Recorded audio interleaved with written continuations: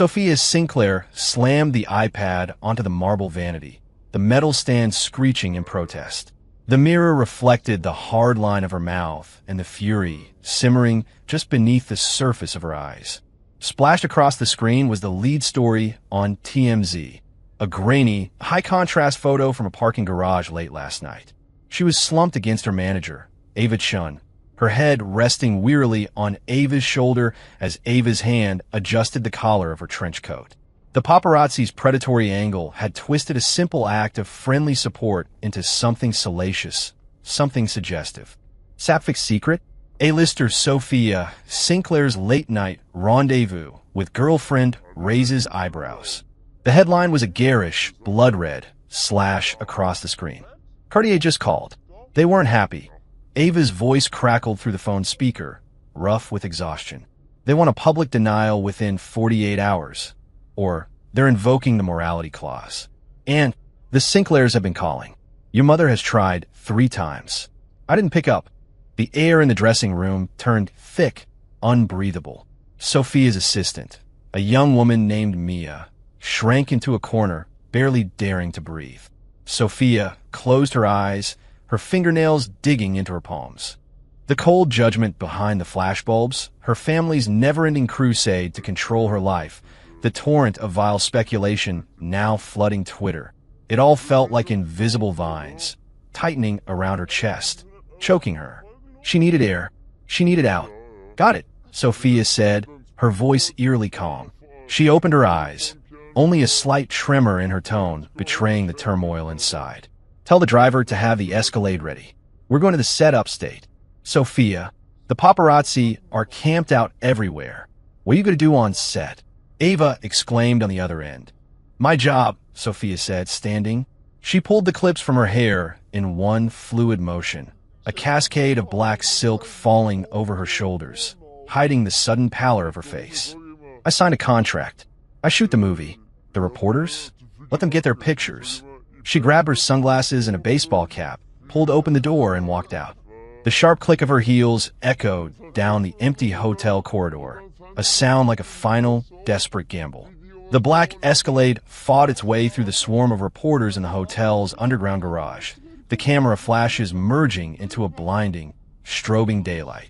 Sophia leaned against the tinted window, her eyes, hidden behind dark lenses, staring blankly at the distorted faces and ravenous cameras outside.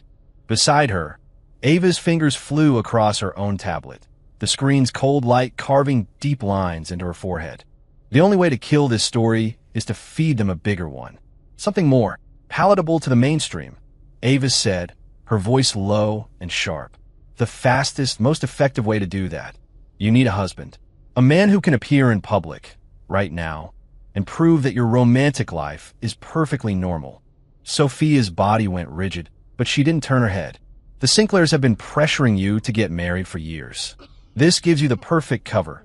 Ava continued, her tone as clinical as if she were discussing a corporate merger. We find nobody, someone with a squeaky clean background, someone controllable, tight-lipped, and not hard on the eyes. We sign him to an ironclad NDA and marriage contract. 3 years, maybe 5. Long enough for you to transition into more serious roles, stabilize your brand, and get your family off your back. Find an actor? Sophia finally asked, a trace of bitter irony in her voice. Actors are too unpredictable, too much potential for blowback. We need someone who's genuinely desperate, someone with a weakness we can leverage, who has no power to ever turn on us. Avis said, a shrewd, cold light in her eyes. Someone like that will do exactly as they're told. Sophia said nothing more. The city blurred past the window, a smear of gray and concrete. Find a man, sign a cold-blooded contract, and lock herself in another gilded cage of her own design? The irony was suffocating. But with the wolves of the press at the door and the weight of her family about to come crashing down, she had no other move to make. The film setup state was a dusty, chaotic mess. It was a low-budget indie fantasy flick, and Sophia was doing a 2-day cameo as a mysterious warrior queen as a favor to the director. She changed into her costume and sat in a flimsy pop-up tent, trying to force the noise from her head and find her character. The shouts of the crew, the director's commands, the murmur of extras. It all blended with the smell of cheap coffee and sweat into the unique, gritty symphony of a film set. A fight scene was being filmed nearby. The actor playing the villain was clumsy, and the stunt double taking the hits for him was being thrown to the ground, hard, over and over again. Sophia's gaze drifted to that corner of the set. The stuntman was young, dressed in the same ragged costume as the villain, his face obscured by a thick layer of stage blood and grime. He was thrown, kicked, and slammed onto the thin mat. Then he would silently climb to his feet, reset his position, and wait for the next blow. No complaints, no expression. Just his eyes. Beneath the dirt and fake blood, they were unervingly still. Not numb, but filled with an almost obsessive focus and a quiet, brutal resilience. "Cut! What the hell was that, stunt guy? You landed wrong." Again, the director yelled, his patience frayed. The stuntman wiped the fake blood from his eyes and muttered a low, "Yes, sir." The words were faint, but they carried through the noise with an unshakable calm. Sophia picked up her water bottle, her fingertips cold. She watched the young man get thrown again, his body hitting the mat with a sickening thud before he scrambled back up. Those quiet eyes were like a stone dropped into the stagnant pool of her mind, sending out strange ripples. "Sophia, you're up next," Mia called, jogging over. Sophia took a deep breath and walked toward the set. She had to focus to get the scene right. It was the only real thing she could hold on to right now. The part of her that was just an actor named Sophia Sinclair. The scene went smoothly enough. After the director yelled, "Cut," Sophia let out a sigh of relief and headed back to her tent, flanked by her assistant. As they reached a narrow walkway cordoned off by canvas tarps, chaos erupted. A man in a gray hoodie and a surgical mask burst from behind a stack of prop crates. In his hand, he held an open plastic water bottle filled with a cloudy, foul-smelling liquid, and he lunged straight for Sophia, screaming, "Liar! Freak! Go to hell!" Mia's shriek ripped through the air. It happened in a split second. Sophia's pupils contracted in terror, her body frozen, unable to react. Her security detail, caught off guard by a sudden surge of fans asking for autographs, was a fatal half-second too slow. The cloudy liquid was about to hit Sophia's face. A figure, fast as a striking panther, launched itself from behind her. Not a bodyguard, it was the stuntman, with explosive force. He threw himself between Sophia and her attacker, raising his left arm. The thick sleeve of his costume intercepted the bottle's trajectory. Splash! Most of the liquid arced sideways, hitting the canvas tarp. It hissed on contact, tiny white bubbles fizzing as a pungent, acidic smell filled the air. "It's acid!" someone screamed in terror. The attacker, enraged, pulled a small folding knife from his pocket and lunged again, waving it wildly. "I'll ruin that face. See who wants you then." The stuntman's eyes flashed with cold fury. There were no wasted movements. As the knife came at him, he sidestepped, his hand clamping down on the attacker's wrist in a vice grip. A swift twist, a sharp downward pressure. A sickening crack echoed over the attacker's scream of agony, and the knife clattered to the ground.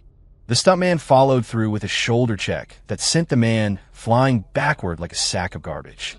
The entire confrontation lasted less than 5 seconds.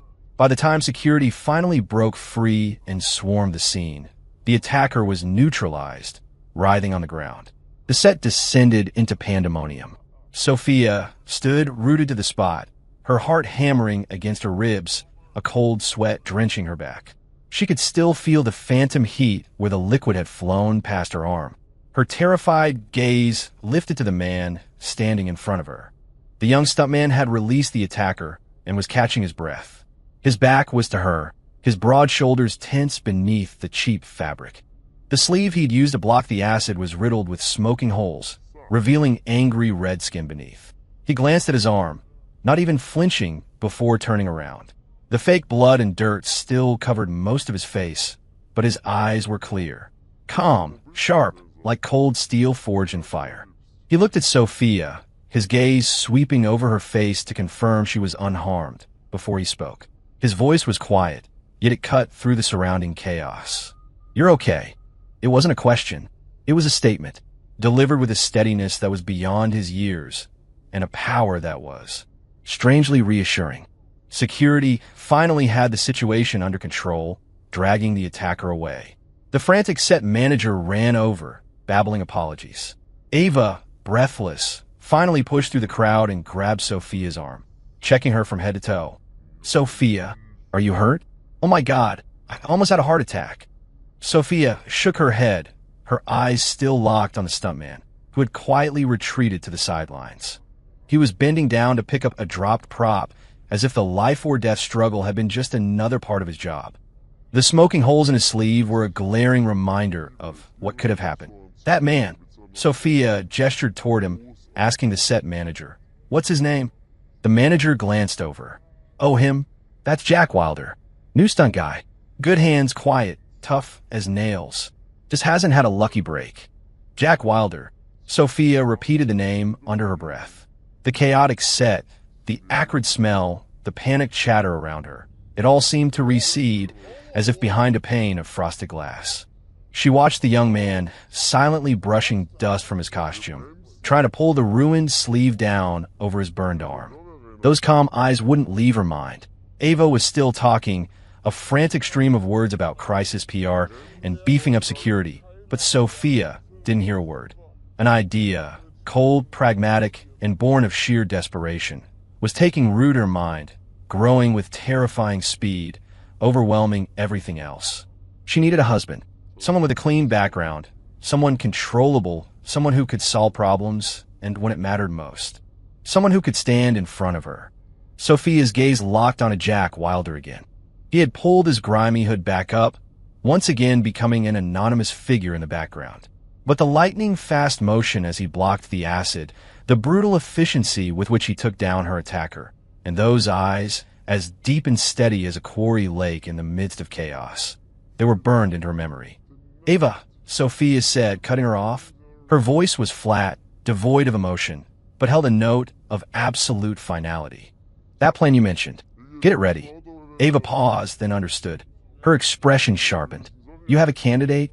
Sophia didn't answer.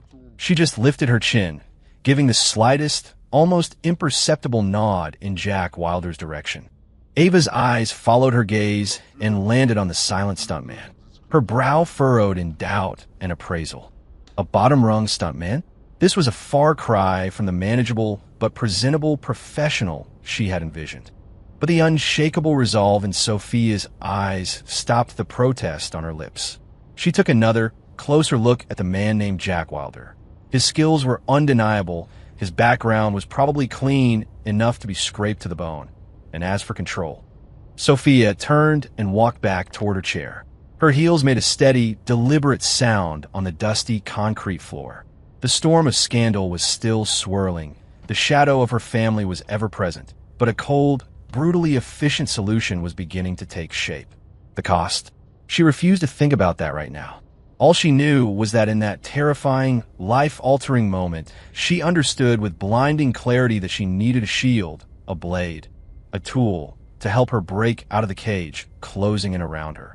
And Jack Wilder, the silent stuntman who took the hits and had the eyes of survivors, seemed perfect. Hashtag 2. A cold contract and the beginning of the end. The Escalade glided into the VIP garage of a top-tier Park Avenue condo, sealing them off from any prying eyes. Sophia got out first, her heels clicking on the polished concrete. Without a backward glance, she walked toward the private elevator. Ava followed, a thick manila folder clutched in her hand. Jack Wilder trailed behind them, still wearing his dusty, blood-stained costume from the set. He was a jarring anomaly in this world of expensive leather and subtle, custom-blended air fresheners. He moved with a quiet economy, a weightless shadow. The elevator ascended in silence. The air was thick with unspoken tension. In the mirrored walls, Sophia could see Jack's reflection. His eyes were downcast, traces of grime still streaking his jawline. The sharp, coiled intensity he'd shown on set seemed to have been put away, leaving behind an almost indifferent calm. The doors slid open silently, revealing a foyer the size of a small apartment. "Wait here," Sophia said, dropping the words behind her as she headed toward the master suite. Ava gestured for Jack to sit on the bench by the door, then hurried after Sophia. Inside the massive bedroom suite, Sophia shrugged off her coat and rubbed her temples. Ava closed the heavy, soundproof door and placed a folder on the vanity. "I have his file. It's clean," Ava said, her words clipped and efficient. Jack Wilder, 22, from some forgotten hollow in Appalachia. Parents died when he was young, raised by his grandfather. 3 months ago, the grandfather was diagnosed with late-stage lung cancer. Surgery and treatment will run at least $150,000. Jack dropped out of high school to work, been doing extra work and stunts on non-union sets ever since. No agent, no contracts. His background is a blank slate. He currently owes about 15 grand to a couple of payday lenders and a guy from his hometown, all for the medical bills. "I have the records of the collection calls right here." She tapped the folder. Sophia picked it up, feeling its weight without opening it. A young man pushed to the brink by crippling debt. Clean, vulnerable, desperate for cash. He was the perfect candidate. She walked to the floor-to-ceiling windows and looked down at the glittering expanse of the city at night. The terrifying scene from the film's set and those steady eyes swirled together with the cold, hard facts in the folder. "Bring him in," Sophia said, turning around, her voice flat. Jack was led into the living room. The light from the enormous crystal chandelier was bright but cold, glinting off the Italian leather sofas and marble floors. He stood just inside the room, his muddy sneakers a stark contrast to the plush, cream-colored rug beneath them. Sophia sat on the main sofa, her posture elegant and remote. Ava stood beside her, a sentry at the ready. "Mr. Wilder," Ava began, her tone formal, "we'd like to thank you for your assistance on set today. Ms. Sinclair is very grateful, and we have a job offer for you." Jack raised his eyes, his gaze landing calmly on Sophia. She met head-on. In the bright light, his eyes seemed even deeper, like bottomless pools, revealing nothing. Ava pulled 2 bound documents from the folder and slid them across the coffee table. "This is a non-disclosure agreement, the highest level. Once you sign it, everything you see, hear, or experience in this apartment stays with you for life. If you breathe a word of it, the consequences will be something you cannot possibly handle." Her tone was a clear warning. Jack stepped forward and picked up the NDA. He turned the pages slowly but deliberately, his eyes scanning the draconian clauses. When he finished, he didn't speak. He just nodded once, picked up the pen, and signed his name on the indicated line. The signature was clear and strong. Ava took the signed NDA and pushed the second, much thicker document toward him. "This is the primary contract. Ms. Sinclair requires a husband, in name only, for a term of 3 years. You will be expected to play this role at necessary functions, primarily for her family. In public, you will be her shadow. Your job is to handle her personal security on the periphery, deal with stalkers, block cameras, and neutralize any unwanted contact. Exactly like you did on set today." Jack picked up the contract. The cover was blank except for the sterile word agreement. He opened it and began to read.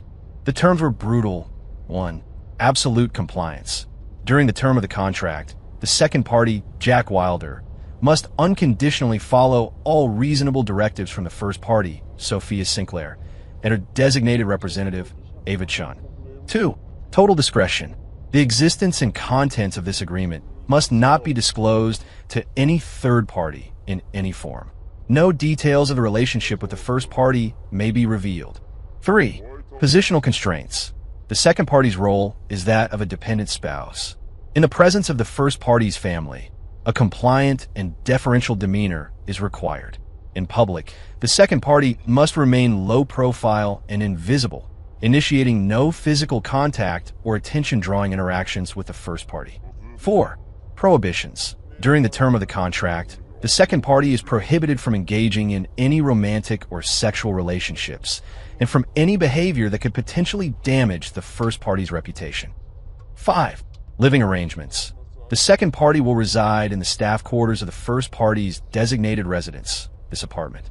Entry into the first party's private areas, master suite, office, etc., is forbidden without explicit permission. 6. Compensation. The first party will make a one-time, upfront payment of $250,000, $250,000. 00 to the second party. Upon successful completion of the 3-year term without major breach of contract, a final payment of $500,000, $500,000, 00 will be made. Early termination or significant breach by the second party will result in a penalty requiring repayment of 10 times the advance. 7. Termination clause. Only the first party holds the right to unilateral, unconditional termination of this contract. Jack's eyes lingered for a moment on the numbers. His hand was steady as he turned the page, his face impassive, as if he were reading an appliance manual, not selling his life.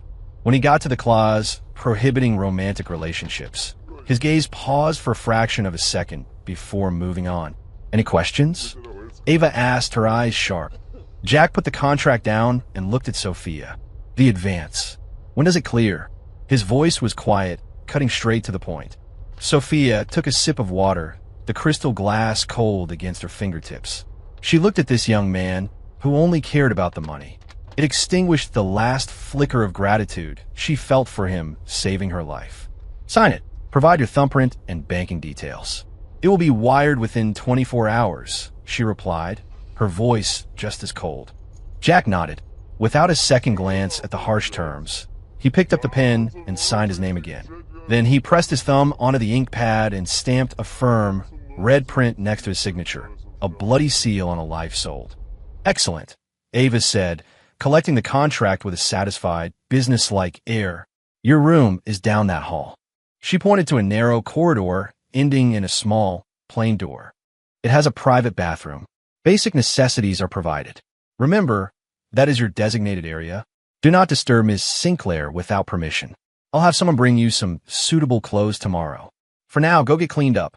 Jack glanced at the closed door, asked no questions, picked up his worn canvas backpack, and walked toward it. The door opened and closed, and he was gone. The living room was silent again. Sophia. Ava said, her voice low, this guy, he's too calm. Faced with that contract and that kind of money, he didn't even blink. It's not normal. Either he's dangerously cunning, or he's so far past the edge that nothing matters anymore. I can handle the latter, but the former. I'm worried we're bringing a wolf into the fold. Sophia stood and walked to the window. The city lights below were brilliant, but cold. He needs the money to save a life, she said softly, stating a fact. We have the contract, and we have his grandfather. As long as the money is there, he's the safest weapon we could ask for. She remembered the way he'd blocked the acid without a thought, the brutality in his movements as he disarmed her attacker. He can solve my problems. That's enough. As for the rest of it, she paused, her voice laced with weary indifference. A tool doesn't need to have thoughts. Ava sighed. I hope you're right. The Sinclairs called again. Your grandmother wants to know when you're bringing your young man to Greenwich for inspection. You can't avoid it. Sophia's eyes turned to ice. I know. I'll arrange it. For the next few days, Jack Wilder's presence was like a new piece of silent, efficient furniture. He followed the contract to the letter. When Sophia woke up, the kitchen and living room were always spotless. When she left, he would appear at the elevator, a silent shadow 3 paces behind her. He wore the plain black casuals Ava had sent over, the clean lines of the clothes accentuating his lean, powerful build. With the grime washed away, his features were strong and well-defined, with a hard-edged handsomeness. But his eyes remained unervingly quiet, making him impossible to read. Sophia attended a promotional event for a luxury brand. Afterward, she had to sign autographs for a small group of fans. The crowd surged forward, and the security guards struggled to maintain the line. A tall, heavy-set male fan broke through and lunged towards Sophia, thrusting out his hand to grab her arm. Sophia, sign for me. Sign it right here, he yelled, pointing at his own chest. The crowd gasped. Security moved to intercept, but they were too late. The man's sweaty, frantic hand was inches from her arm. A black-clad figure moved like lightning. Jack, who had been standing invisibly at the edge of the security line, was suddenly right beside her. He cleanly blocked the man's arm, the movement casual, but the force enough to send the fan stumbling back. Jack's body then formed a subtle, solid barrier, shielding Sophia from the press of the crowd. He said nothing, simply stood there, an impassable human wall. "Who the hell are you?" the fan shouted, furious. Jack ignored him, his calm gaze sweeping the crowd with an unspoken authority that made the fan shrink back. Security finally arrived and removed the man. Sophia hadn't even seen Jack move. The feeling of imminent, unwanted contact had just vanished. Looking up, she saw only the hard line of his jaw and the breadth of his back. He performed his duties as her invisible shield with a chilling, machine-like efficiency. Back at the apartment, Sophia was heading upstairs when she passed the staff quarters. The door was slightly ajar. She glanced inside. The room was tiny, barely large enough for a single bed and a narrow wardrobe. Jack stood with his back to the door, carefully hanging a black shirt in the closet. His movements were meticulous. He seemed to sense her presence, his motion pausing for a fraction of a second, but he didn't turn around.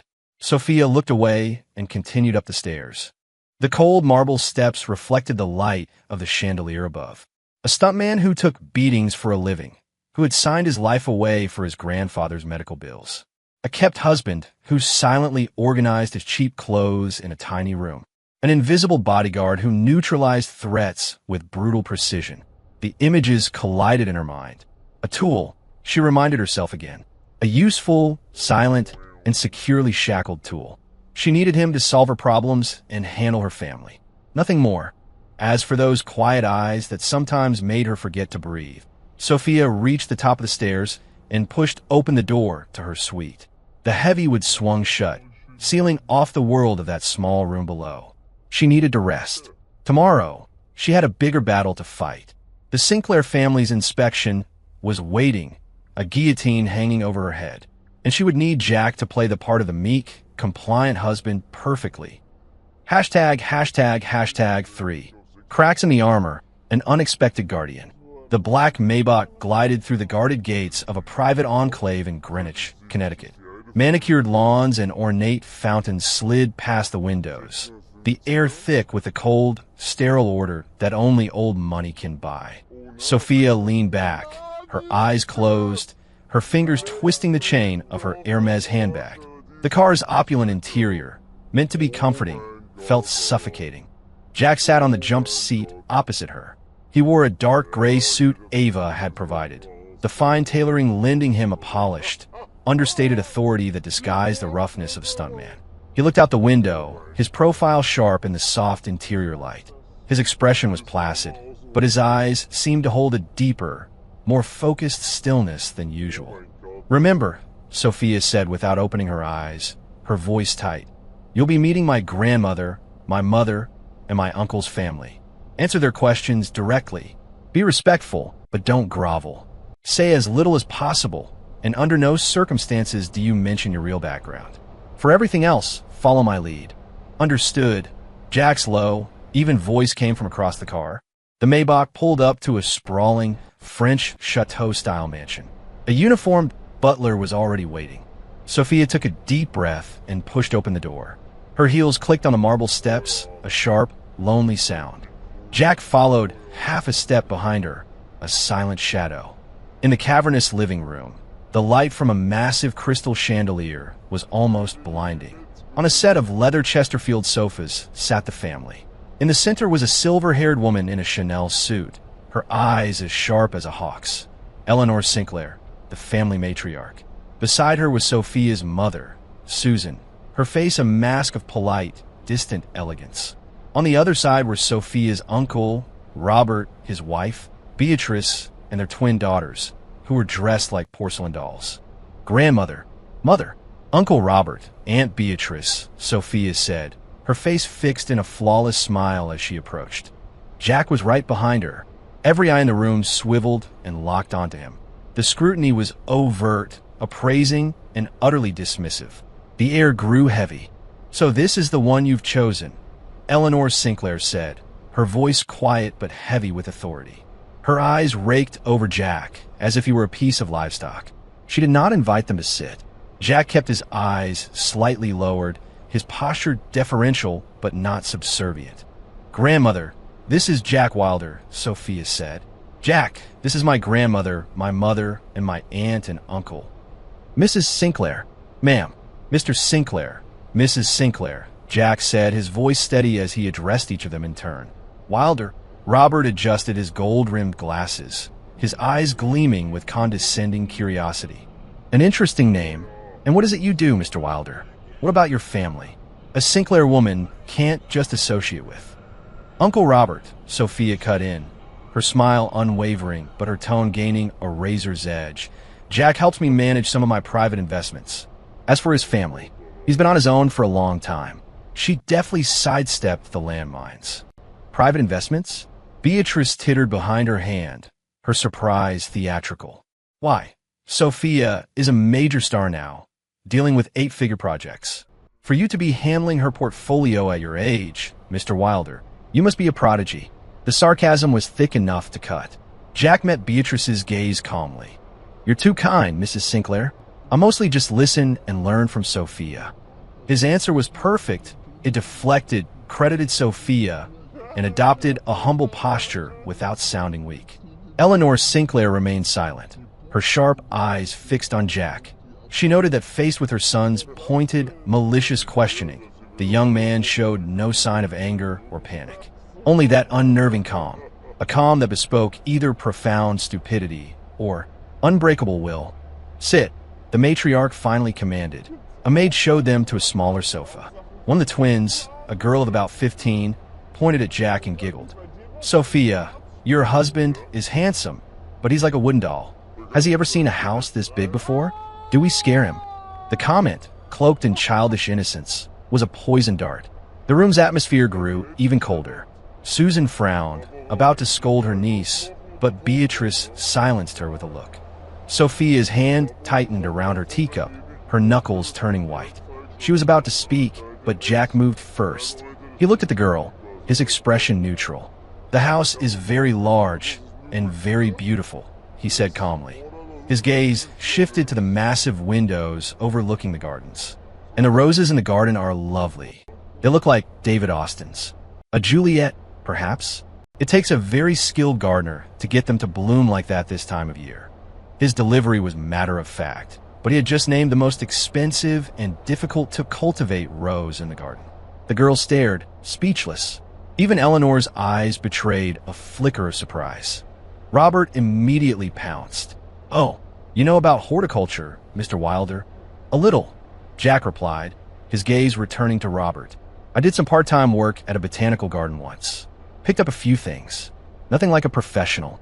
He admitted to part-time work, so naturally that it took the sting out of Robert's intended follow-up insults.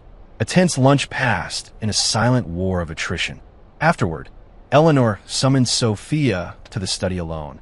Jack was left in the living room to be entertained by Robert and Beatrice, which meant being subjected to more invasive questions about his finances and connections. When Sophia emerged from the study, she was paler than before. She saw Jack sitting quietly in a corner armchair with Robert perched opposite him, still trying to pry information out of him. Jack's answers remained brief and vague, his polite deference a kind of invisible wall that Robert couldn't penetrate. We're leaving, Sophia announced, her voice filled with exhaustion and relief. The ride back was even more silent than the trip there.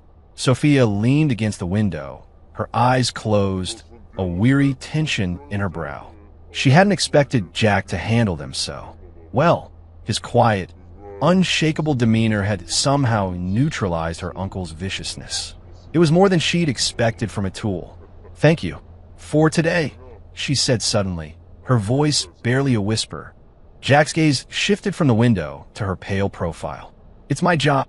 A few days later, a top international jewelry brand held its new collection launch at a downtown art gallery. As the brand ambassador, Sophia was the main event. She walked the red carpet in a glittering silver gown, a priceless diamond necklace at her throat, the cameras flashing like a man-made thunderstorm. Jack, dressed in a perfectly tailored black suit, was a shadow at the edge of the security line, his eyes scanning the frenzied crowd. He maintained a careful 20-foot distance, the designated boundary for her invisible man. As Sophia approached the entrance, where a short flight of stairs led into the gallery, the crowd of media and fans grew thicker, their phones practically touching her face. Just as she placed her foot on the third step, a man in a waiter's uniform and a mask burst from the media scrum. He was holding a small, dark glass bottle, and with a vicious flick of his wrist, he flung its contents toward her. "Look out," someone screamed. Sophia turned in horror, seeing only a dark spray of liquid coming at her. She tried to step back, but the heel of her shoe caught in the carpet, and she lost her balance. In that split second, a black shadow moved with impossible speed. It was Jack. Ignoring the invisible boundary, he covered the distance in 2 bounds. He threw his body in front of hers, shielding her completely with his back as he simultaneously swung his right arm out, his hand striking the attacker's wrist with brutal force. Crash! The bottle flew from the man's hand and shattered against a marble pillar. The remaining liquid sizzled, a plume of white smoke rising from the stone. The attacker screamed in pain. Jack, holding Sophia, stumbled forward from the momentum, taking the brunt of the acid splash directly on his back. A muffled grunt escaped his lips, but his arms only tightened around her, spinning her away from the danger. The acrid smell filled the air. Sophia was pressed against his chest, her cheek against the cool fabric of his suit. She could feel the violent thud of his heart, the way the muscles in his back had seized upon impact. "Get him!" security guards yelled, finally tackling the attacker. Once the threat was neutralized, Jack slowly released her. He took a step back, his brow furrowed, beads of sweat on his forehead. "Are you all right?" Sophia asked, her voice shaking as her eyes locked on his back. The dark fabric of his suit was soaked, and the edges of the wet patch were smoking. "I'm fine," Jack said, his voice raspy. He tried to straighten up, but a sharp intake of breath betrayed his pain. Ava and the bodyguard swarmed them. "Sophia, are you hurt?" Ava cried, her face white. Sophia shook her head, her gaze fixed on Jack's back. "It's acid. Someone call an ambulance." "No need," Jack said, forcing his voice to remain steady. "The suit is thick. It didn't get through to the skin. Just a minor burn. I'll go to an urgent care." He shrugged off the ruined jacket. The white shirt beneath was stained a sickening yellow-brown where the acid had eaten through, the fabric scorched and curling at the edges. Sophia could see the angry red of burned skin through the ruined shirt. Her heart felt like it was being squeezed in a vice. In that moment of terror, he had used his own body as a shield without a second's hesitation. The cold, contractual words, "It's my job," now felt impossibly heavy. Amid the chaos, Jack was hustled toward the car. Sophia followed close behind, the glittering gala and her designer gown fading into an irrelevant backdrop. She watched his back, still held ramrod straight despite the obvious pain. The man who had calmly faced down her family, the stuntman who silently took beatings, the kept husband in the tiny staff room. All those images shattered. Could a cold contract really contain an instinct like that? ####4. A dangerous chemistry, a career reborn. The air in the private hospital room was sterile and silent. Sophia sat on a sofa against the far wall, watching as a nurse carefully cut away the back of Jack's shirt. The fabric, stuck to his skin, peeled away to reveal an ugly, reddish-brown, chemical burn just below his shoulder blade. The edges were blistered, the center a deeper, angrier color. As the nurse irrigated the wound with saline, Jack's back muscles clenched, the veins in his arms standing out in sharp relief. He bit down hard, a low grunt his only concession to the pain. Sophia's hands, resting in her lap, twisted the fabric of her gown. The scent of the gala still clung to her, a jarring contrast to the scene before her. The acrid smell of the acid seemed to linger in the air, a ghost of the terror she'd felt and the warmth of the body that had shielded her. "He was lucky," the doctor said after examining the wound. "The suit jacket and shirt absorbed most of it. It's a second-degree burn, but manageable. We'll need to change the dressing daily. No water, no strenuous activity for 2 weeks. It will scar, but we can look at cosmetic treatments later." "Thank you, doctor," Jack said, his voice hoarse. As the nurse applied a soothing salve and began to bandage the wound, Jack's body shuddered again. Sophia stood, walked to the other side of the bed, and poured a glass of water, holding out to him. He looked up, surprised. "Drink," she said, her voice even, though her fingers were clenched tight around the glass. He took it silently and drained it. The water seemed to ease some of the tension in his shoulders. Once the nurse left, the silence in the room became heavy. Sophia looked at the stark white bandage on his back, a brand mark of his sacrifice. "What?" she asked suddenly. "The contract only requires you to handle peripheral threats." Security would have gotten to him. She was asking about the instinct that had made him throw himself in front of her, an act that went far beyond the duties of a contractual tool. Jack set the empty glass on the nightstand, the movement pulling at his injury. He winced. "Didn't have time to think," he said. He didn't have time to think about the contract, about the consequences. His body had simply reacted. Sophia understood. She didn't press further, her gaze lingering on his stoic face. "You'll stay here for a few days," she announced, turning toward the door. "Ava will arrange for a private nurse. Don't come back to the apartment until you're healed." "I don't need a nurse," his voice came from behind her. "I can manage." Sophia paused at the door, her back to him. "Fine." She pulled it open and left, the closing door sealing off the smell of antiseptic and the silent man inside. Over the next 2 weeks, Sophia threw herself into prep for her next film, a massive action thriller called The Ghost Line. She was playing a brilliant but morally gray intelligence analyst who was also a lethal hand-to-hand combatant. The director, David Chun, was notorious for his brutal commitment to realism. The fight choreographer's initial designs were flashy and acrobatic, but Sophia felt they were wrong for the character. They lacked the gritty, desperate efficiency of someone who fought to survive. After one grueling session, Sophia sat on the training mat, wiping sweat from her brow. Ava came over, tablet in hand. "Chun isn't happy with the choreography. The studio's getting anxious." Sophia didn't reply, her gaze drifting to a corner of the gym. Jack was there, the bandage on his back now replaced by a large gauze dressing hidden under a loose-fitting t-shirt. He was watching playback of her training session on an iPad, his brow furrowed in concentration. On an impulse she didn't understand, Sophia grabbed her towel and a water bottle and walked over, sitting on the mat beside him. He looked up. "What do you think of the choreography?" she asked, handing him the water.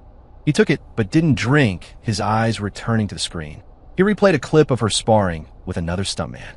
"It's for show," he said flatly. The assistant choreographer, who was walking by, overheard and scowled. Sophia raised an eyebrow. "Explain." Jack pointed to the screen. "That high kick is aimed at the head. The wind-up is too long. It's easy to block or grab. Following it with a spinning kick when you're already off balance is a huge mistake. A real fighter would just sweep your leg." He switched to the choreographer's previous animation. "This 3-move combo is pretty, but it's inefficient. In a real fight, you want to neutralize the threat or escape. Your character is an analyst, not a martial arts champion. Her fighting style should be more practical, simple, effective, with a kind of desperate brutality." The assistant choreographer's scowl had been replaced by a look of stunned surprise. Sophia looked from the screen to Jack's focused expression. When he talked about this, his eyes held a light she'd never seen before. "How would you change it?" she asked. Jack took the iPad and sketched out a few stick figures. "Instead of a high kick, a low side kick to the back of the knee to break their balance," he explained. "When they stumble, you don't spin.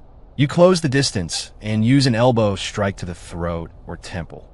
He drew a few more lines. "If they block the kick, you drop into a leg sweep and transition to a ground choke. The whole thing should take 3 seconds. It's about destabilization and targeting vital points."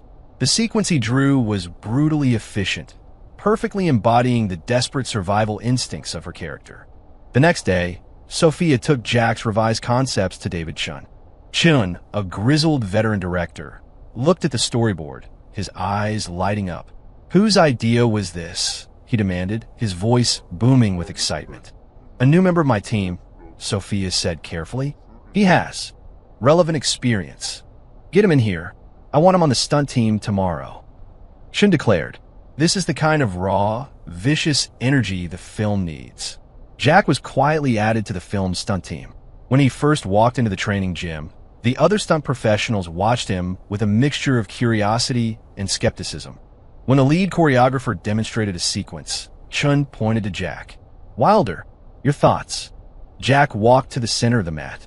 He asked one of the stuntmen to repeat a takedown move.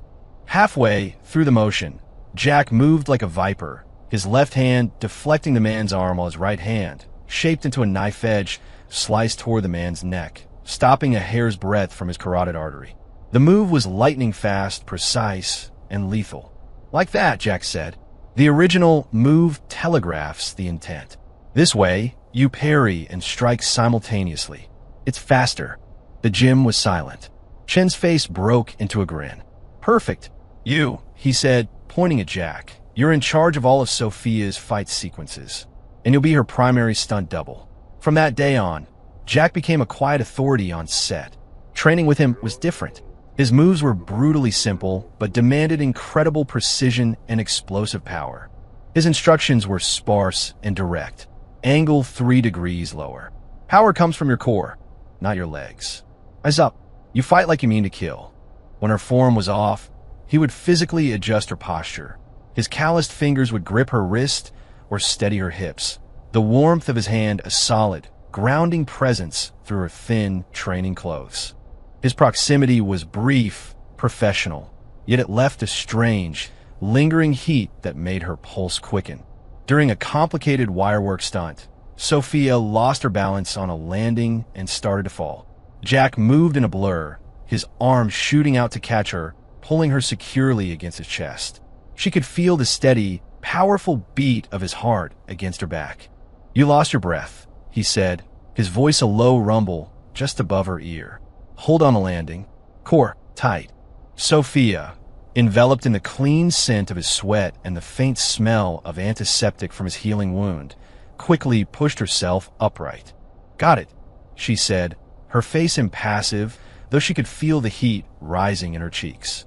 Jack stepped back, his gaze lingering for a second on the tips of her ears before becoming impassive once more. Again, as the weeks went by, Sophia would find herself watching him. She saw him deep in discussion with David Chun, his focused intensity earning the director's clear respect. The man who had been a silent, kept husband, and an invisible shadow was now, in his own element, radiating a quiet, undeniable brilliance. A secret, unacknowledged dependence began to grow within her. After nailing a difficult sequence, her eyes would instinctively seek him out at the edge of the mat, and she would always find him watching her. In his gaze, she saw something new, not just the assessment of a professional, but something that looked like admiration. Sophia would quickly look away, crushing the strange feeling. He was a tool, she reminded herself, just a very, very effective one. Hashtag 5. The contract ticks down, a star is born. The final explosion sequence of the Ghost Line wrapped at a derelict factory on the city's outskirts. Behind the monitors, director David Chun watched until the last frame, then leaped to his feet, applauding. That's a wrap. The exhausted crew erupted in cheers. Sophia stood in the middle of the debris-strewn set, the grime of the final scene still on her face, feeling a mixture of relief and a strange emptiness. Her eyes scanned the celebrating crowd, searching until they found him. Jack was talking quietly with one of the stunt coordinators, a walkie-talkie in his hand. He wore the standard-issue black crew jacket, but even in that, he stood out. He seemed to sense her gaze and looked up. Across the cheering chaos, their eyes met. He gave her a small, respectful nod, then turned back to his conversation. The quiet authority he now commanded had completely eclipsed the man she'd once thought of as a mere tool. At the wrap party, Sophia, as the star, was the center of attention. She moved through the crowd, accepting congratulations, her smile perfect, her eyes distant.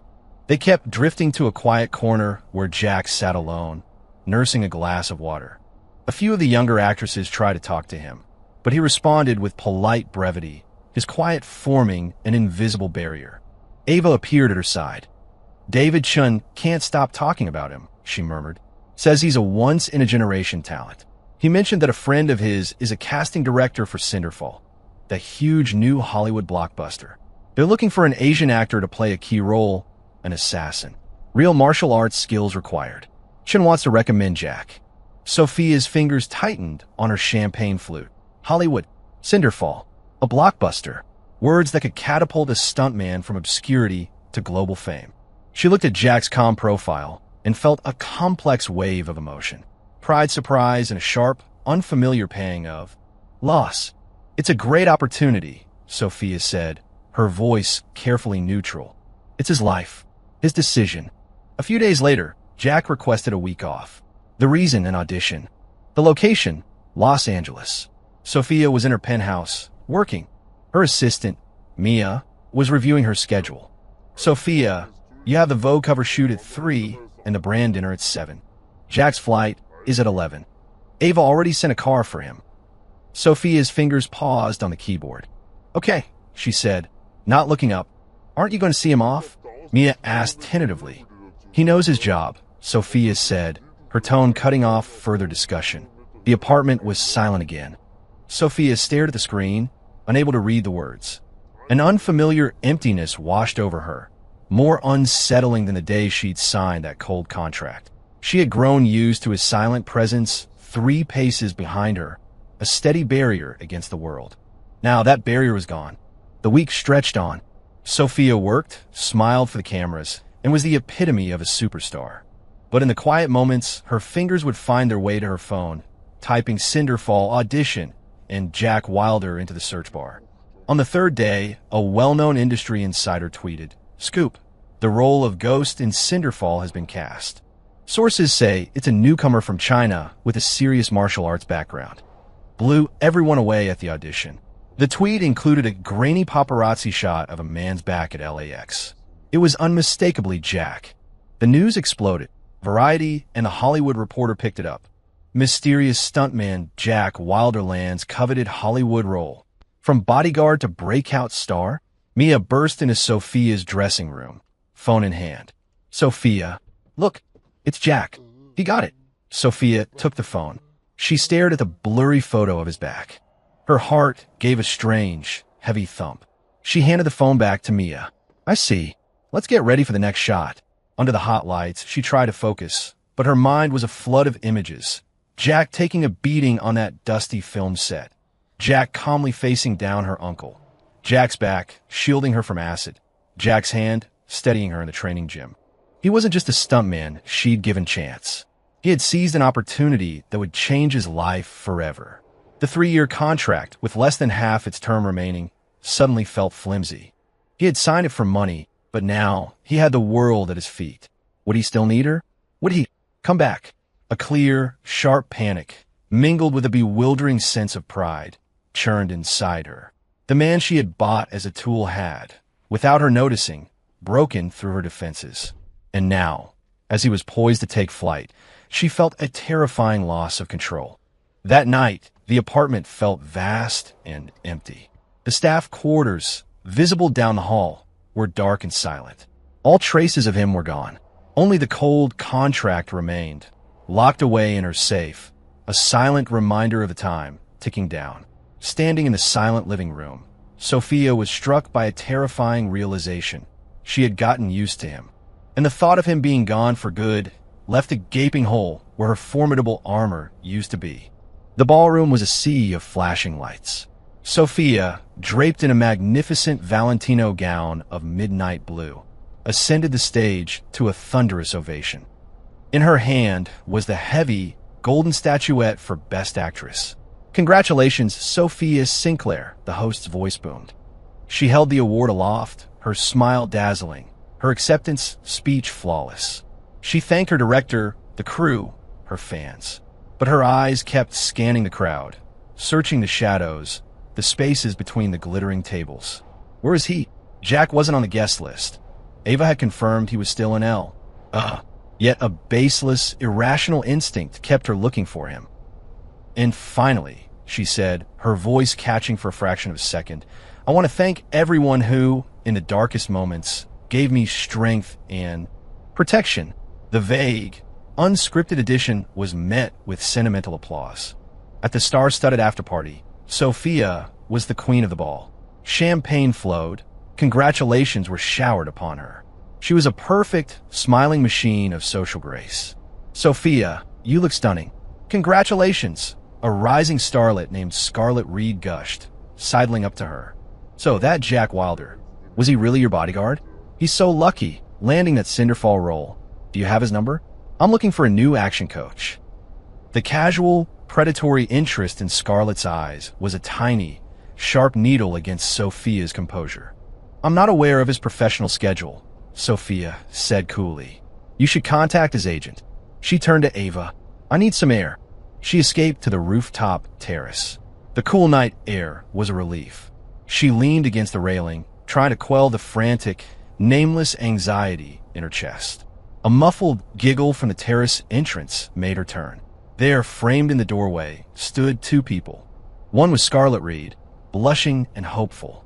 The other was a man in a perfectly tailored black suit. His back was to her, but the broad shoulders, the confident stillness, it was unmistakable. Jack! Sophia's heart stopped. He was here. When did he get back? And why was he talking to Scarlett? She could just make out Scarlett's voice, trembling with nervous adoration. "I've had a crush on you ever since you were on the Ghost Line set. Could you? Give me a chance." The wind died. Sophia held her breath. "Will you say yes?" He was a free man now, a rising star. He could have anyone. After a silence that stretched for an eternity, Jack took a small step back, creating distance between himself and Scarlett. His voice carried on the night air, polite but edged with steel. "I'm sorry, Ms. Reed. Thank you, but I'm already in love with someone." Scarlett paled. "Ooh," she whispered. Jack didn't answer her. Instead, his eyes lifted and found Sophia's across the terrace. Sophia froze, pinned by his gaze. He excused himself from the heartbroken Scarlett and started walking toward her. Each step was a deliberate, resonant thud that echoed the frantic beating of her own heart. He stopped a foot away, his presence overwhelming. He pulled out his phone. The screen's glow illuminated the hard line of his jaw. He swiped once, then turned the screen to face her. It was a copy of their contract. His finger was pointing to one bolded clause. 4. Prohibitions. During the term of the contract, the second party is prohibited from engaging in any romantic or sexual relationships. His eyes, burning with an intensity she had never seen, locked onto hers. His voice was a low, rough murmur that shattered her world. "The contract says I'm not allowed to fall in love, boss." He leaned in closer, his breath warm against her ear. "The contract's almost up. Can I file for breach of contract now?" #7. The unraveling of pride. The heart's gambit the air on the terrace crackled. Jack's question, loaded with 3 years of unspoken emotion, slammed into Sophia with the force of a physical blow. Her mind went blank, her pride screaming for retreat. "You're drunk," she managed to say, her voice a thin, brittle thread. It was a pathetic defense, and they both knew it. She turned and fled, her gown a blur of midnight blue as she escaped back into the noisy, glittering ballroom, leaving him and his soul-bearing question behind in the cold night air. Back in the swirling chaos of the party, she put her mask back on. She laughed, she schmoozed, she toasted her victory, a perfect porcelain doll of a movie star. Only the white-knuckled grip on her champagne flute betrayed the storm raging inside her. "What happened? You look like you've seen a ghost," Ava muttered, pulling her aside. "It was nothing," Sophia lied, forcing a smile. "Just ran into Jack." She spent the rest of the night in a haze, the question echoing in her mind. Can I file for breach of contract now? Back in her silent, empty penthouse, she let the gown fall to the floor. She sank onto the cold marble, leaning against the vast window overlooking the city. The contract's cold print, the smell of his burning skin, the feel of his hands guiding her through a fight sequence, the image of him silently folding his cheap clothes. Every memory she had carefully categorized as a transaction came flooding back, shattering her defenses, drowning her pride. The next day, she was at a press event, her exhaustion hidden under a heavy layer of makeup. After, Mia handed her a small, unmarked velvet box. "Someone dropped this off for you." Her heart leaped. Inside, there was no note, just a neatly folded, faded blue and white checkered handkerchief. She remembered it instantly. It was the one she had grabbed from her purse and pressed to his acid burn that day on set. She'd forgotten all about it, but he had kept it, washed it, saved it. She clutched the soft fabric, a tangible piece of his quiet devotion, and felt a tremor run through her. Just then, Ava rushed in, her face grim. "We have a problem. A smear campaign just hit the gossip blogs." They're claiming you stole your first big role, that you sabotage other actors. It's trending on Twitter. Before Sophia could even process the attack, her phone buzzed with a text from an unknown number. The posts are down. The source has been dealt with. Don't worry. It was signed with a single letter, J. She looked at her tablet. The trending topic had vanished. The attack had been neutralized with silent, devastating efficiency. He hadn't called, hadn't asked for thanks. He had simply protected her. Again, later that afternoon, during a televised interview, the journalist smiled slyly. We actually spoke to Jack Wilder yesterday. He mentioned that his career turned a corner thanks to a certain benefactor on the Ghostline set who gave him a crucial opportunity. Any idea who he might have been talking about? Sophia's breath caught. She managed a deflective answer about the director, but her mind was reeling. A benefactor? In love with someone? The handkerchief, the erased smear campaign, his words. It was a coordinated, overwhelming assault on her heart. Her phone buzzed again. It was him. I know what you're afraid of. Losing control. The gap between us. The contract. I signed it because I had to survive. But I'm not here to collect a debt. Sophia, I'm here to see if you're brave enough to admit you lost. To admit you need me. The way I need you. The red carpet for the Ghostline premiere was a river of crimson flowing toward the Grand Theater. The roar of the crowd and the blinding strobes of the paparazzi created a vortex of chaotic energy. This was Sophia's first major appearance since winning her award, and the world was watching. In her dressing room, Sophia stared at her reflection. She was wearing a breathtaking, fire engine red gown, a warrior queen in couture. But beneath the armor of her perfect makeup, her heart was racing. Jack's last text was a declaration of war on her pride. Admit you need me. For Sophia Sinclair, that was the hardest thing in the world. She stepped onto the carpet. The sound was deafening. She smiled. She posed. She waved, a master of her craft. At the interview podium, the host, after the usual gushing, went in for the kill. Sophia, you are positively glowing tonight. The fans are dying to know. Is there a new romance behind that glow? The crowd held its collective breath. The pre-approved answer, I'm focusing on my career, was on the tip of her tongue. But then she thought of the handkerchief, the silent protection, the raw vulnerability in his eyes on the terrace. The years of him standing as her shield. She needed him, not as a tool, as Jack. Her practiced smile faltered. Her eyes lifted, looking past the host, past the cameras, searching the shadows of the far end of the carpet. And then, as if summoned by her gaze, a spotlight swung to the entrance of the carpet. A man emerged from the darkness. He was wearing a black velvet tuxedo that seemed to absorb the light, a stark, powerful contrast to her fiery red. He ignored the gasps and the frantic shouting of his name. He walked with a calm, deliberate purpose, his eyes fixed on one person and one person only. It was Jack. The world seemed to fall away as he walked toward her, a silent, magnetic force pulling the entire event into his orbit. He stopped beside her, his presence a solid, grounding warmth. She looked up at him. In his eyes, she saw it all. The fierce love, the unwavering certainty, the hope. In her own, he saw the surrender, the pride, finally crumbling to dust. In front of the entire world, Sophia Sinclair smiled. A real, brilliant, unscripted smile. She reached out and took his hand. Their fingers interlaced, a perfect fit. She turned back to the stunned host and the millions watching. Her voice, clear and strong, rang out over the pandemonium. I'd like you to meet someone, she said, her eyes shining as she looked at the man beside her. My husband, Jack Wilder. The world exploded.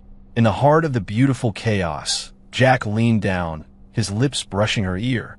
His voice was a low, possessive rumble, a promise that sealed their past and began their future. My turn to protect you. He paused, his grip tightening on her hand. For life. The cameras flashed, capturing the moment a contract born of desperation was reborn as a love story for the ages. The red carpet, once a path she walked alone, was now the beginning of a road they would walk together.